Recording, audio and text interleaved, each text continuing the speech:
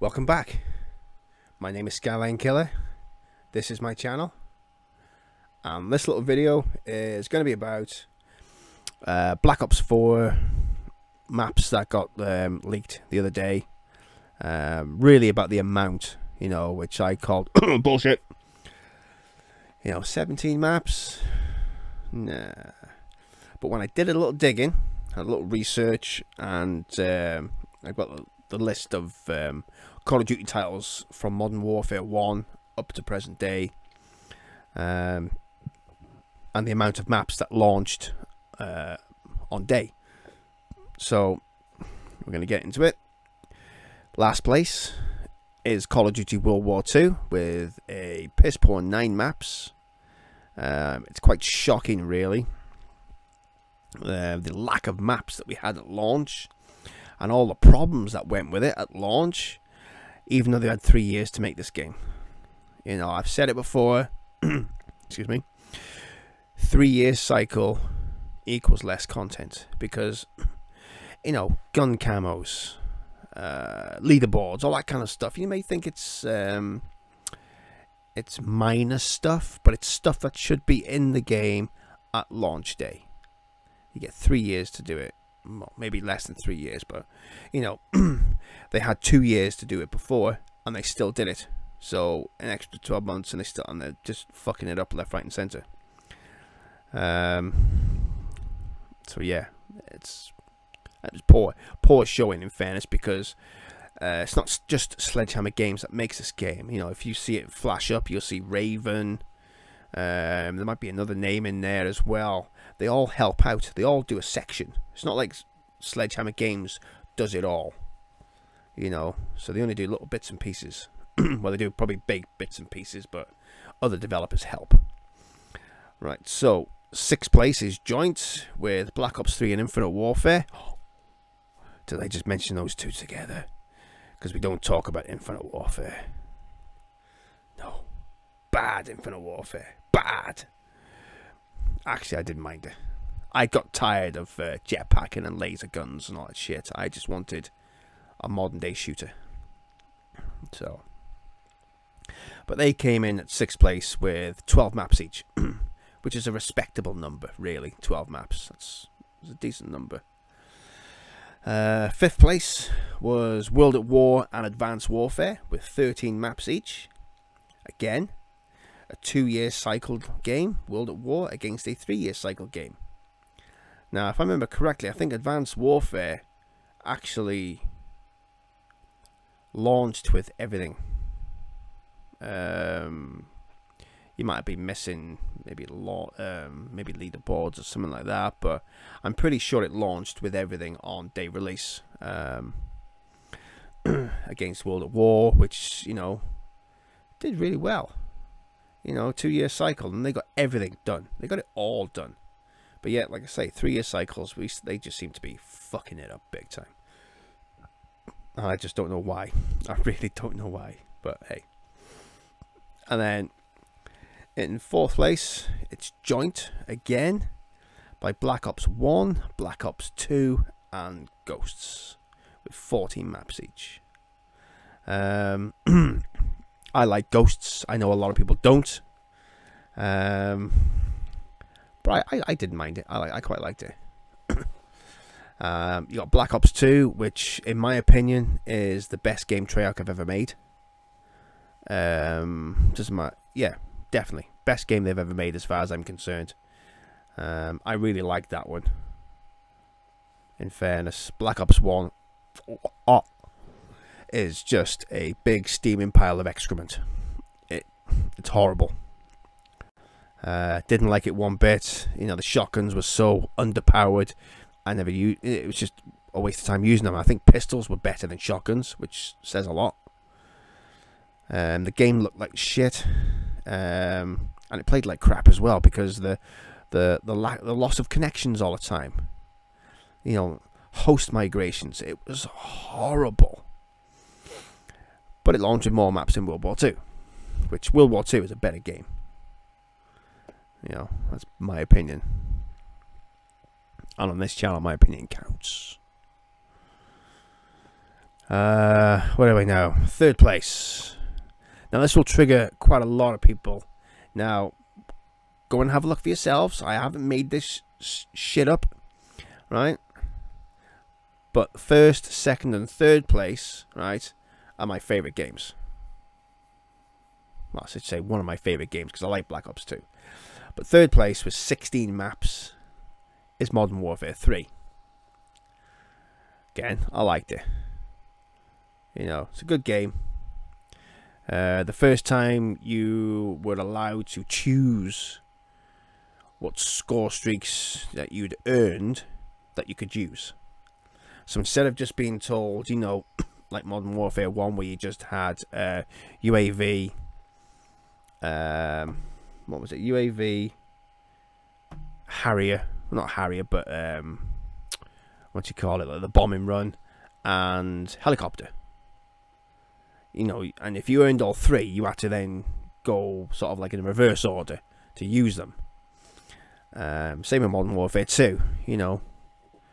If you earned a UAV, a Harrier, and an emergency airdrop, you had to do emergency airdrop, Harrier, then UAV, which kind of sucked really, but hey. But Modern Warfare 3 was the one that you could choose whichever one you wanted to use first. Which obviously led the way to the way it is now. Second place is Modern Warfare 2 with 17 maps. I'm shitting you not. It really is. This is the amount of maps that launched on day. Now, Modern Warfare 2, in my opinion, is the greatest of all of them. The multiplayer, by far, is the best. Yeah, for me, it had everything.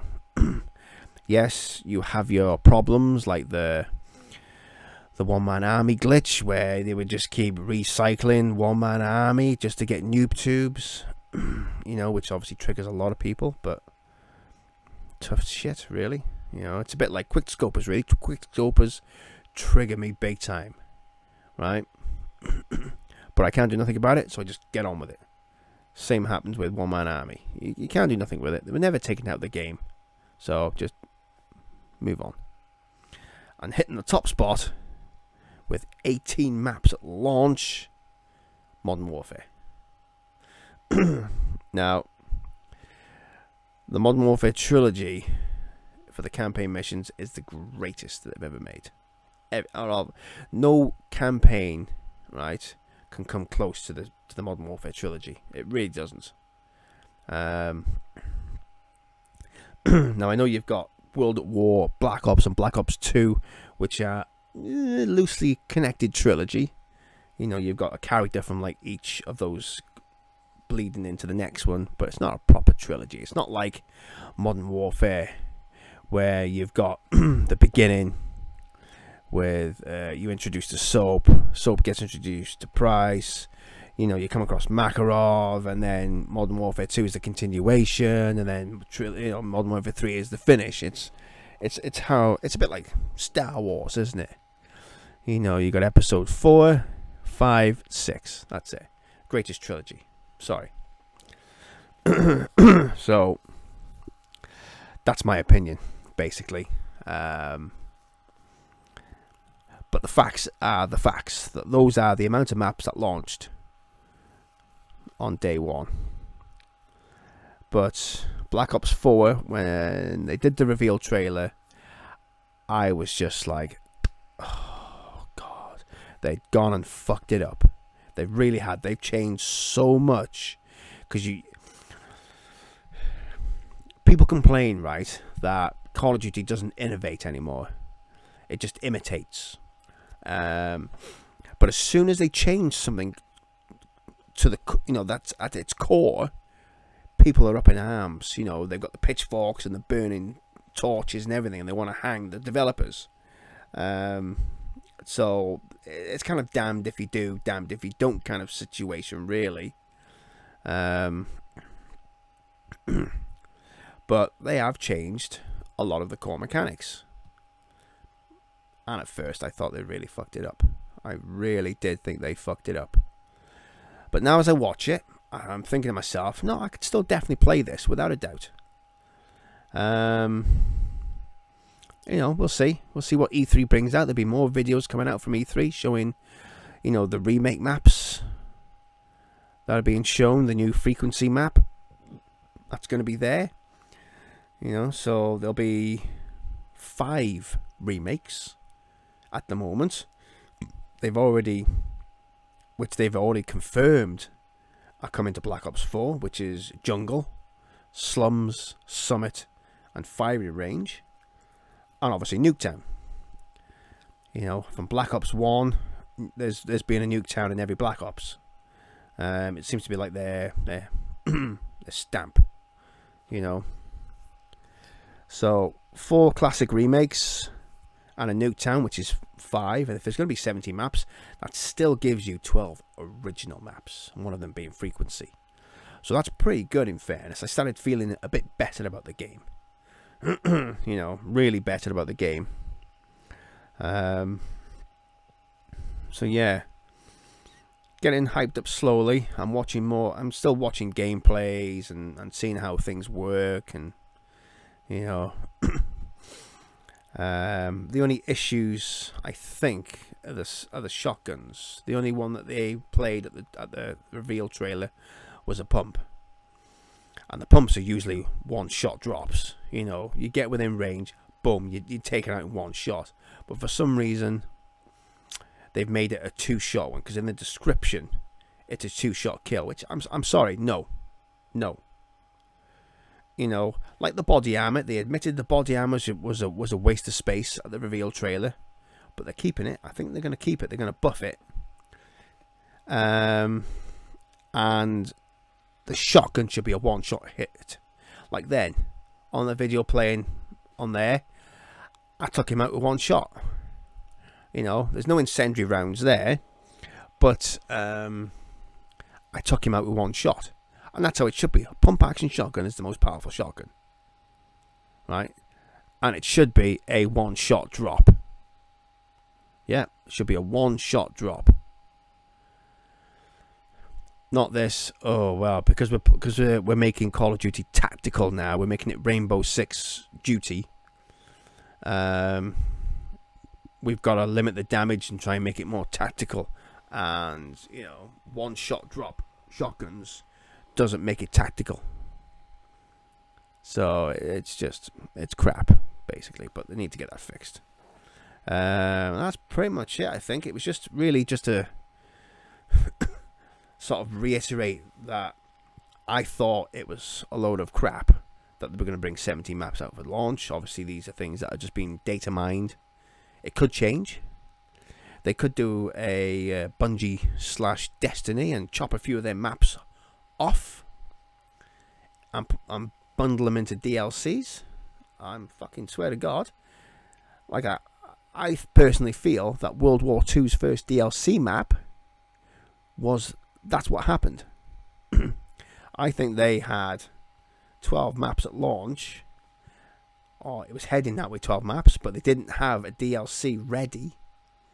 Because if you notice, before the game launched, they already told you what the DLC was going to be. Now, when has that ever happened? Yeah? They told you the maps. 3 maps, which would have put it at 12. 3 maps. So, in my opinion, they had 12 maps ready to go for launch day, and they went, oh shit, we got nothing for DLC 1. We're going to be behind here. I know. Bungie have done it for the 2 Destiny games. They've sliced bits off, stuck them behind a paywall. Fuck it. We'll do it. We'll take 3 maps off. And we'll take the initial hit of them only having 9 maps a day release. We'll just ride it out, and then DLC 1 comes out. Yeah. And that'll quiet them out. And I personally feel that that's what happened. There's no evidence to back it up, but that's what I feel happens. That's pretty much it, really. I don't want to drone on, waffle on, and talk more shit, because my channel's not monetized. So there you go. No point even dragging this video out to the 10-minute mark to get my, you know, my double ad revenue, because I ain't got ad revenue. So yeah, there you go. End of. If you like this video, please drop a like, comment, because I'll take comments, I'll take criticisms, I'll take negatives, I'll take the whole lot. Right? So drop a like, comment, subscribe, help a brother out, subscribe to the channel. You know, you look at all the big YouTubers, yeah, they get the news, but they're biased as hell because they're paid by Activision. You know, they may not be getting it in their bank accounts, but as they've all said, Activision paid for their flights, paid for the hotels, paid for them to turn up at the reveal trailer, allowed them to record, but as long as they had to obviously just, you know, come out and say that that's what happened. But that's being paid for. That is being paid for. You know, like me, for instance, I ain't paid, but I'll still do Call of Duty stuff. You know, my channel, unedited, unscripted, unbiased. You know, I'll say what game is shit, what game is great. Doesn't matter the studio. You know, it's just my opinion, and that's it.